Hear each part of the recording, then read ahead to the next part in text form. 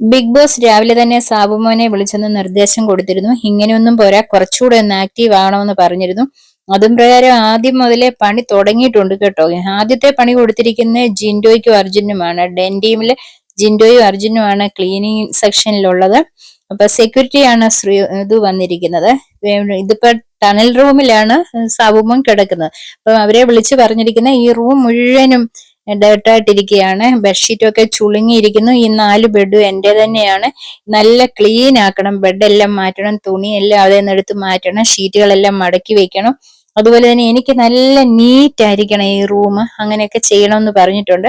അവർ പറയും ശരി സാർ ചെയ്യാന്ന് പറഞ്ഞിട്ടുണ്ട്. അപ്പൊ നേരത്തെ ഉള്ള ആൾക്കാരുടെ ഷൂസും കാര്യങ്ങളും ഒക്കെ അവിടെ ഇരിപ്പുണ്ട്, മേക്കപ്പ് സെറ്റും അങ്ങനെയുള്ളതെല്ലാം ഉണ്ട്. അപ്പൊ അതെല്ലാം മാറ്റണമെന്ന് ചോദിച്ചപ്പോൾ പറഞ്ഞിരിക്കുന്നത് എനിക്കതൊന്നും അറിയണ്ട, എന്റെ ഈ റൂം ഏറ്റവും വൃത്തിയാക്കി കിട്ടിയിരിക്കണം. പിന്നെ കുറെ തുണികളുണ്ട്, ആ ഡ്രസ്സെല്ലാം ഒന്ന് അയൺ ചെയ്ത് വെക്കണം എന്നൊക്കെ പറയുന്നു. ജിൻഡു ചോദിക്കുന്നു ഡ്രസ്സ് വാഷ് ചെയ്യാനുണ്ടോ സാർ? വാഷ് ചെയ്യാനുണ്ട്, അത് പിന്നെ ഞാൻ പറയാം, ഇത്ര ഇപ്പൊ എന്നിങ്ങനെ പറഞ്ഞ് ഏൽപ്പിച്ചിട്ടുണ്ട്.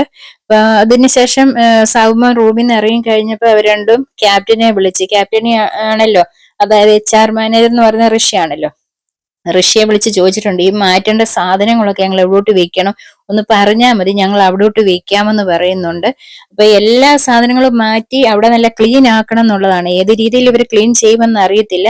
നേരത്തെ ഇവർ തന്നെ സംസാരിച്ചു പറഞ്ഞായിരുന്നു ക്ലീനിങ് സെക്ഷനിൽ അങ്ങനെ പോയിന്റ് കിട്ടാൻ കുറവാണ് സാധ്യത എന്ന് പറഞ്ഞായിരുന്നു.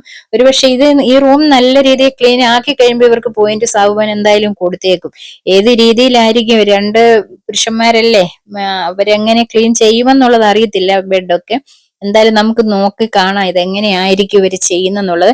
എന്തായാലും നല്ലൊരു 8ന്റെ പണിയാണ് ഇവർക്ക് കിട്ടിയിരിക്കുന്നത് കേട്ടോ. നേരത്തെ ഇവർ പറഞ്ഞ കിച്ചണിലാ കുറച്ച് കാര്യങ്ങളൊക്കെ പണികളൊക്കെ ഉള്ള, അന്നേരം അവിടെ പണി ചെയ്താലേ പോയിന്റ് കൂടുതൽ കിട്ടത്തുള്ളൂ എന്നൊക്കെ സംസാരിച്ചിരുന്നു.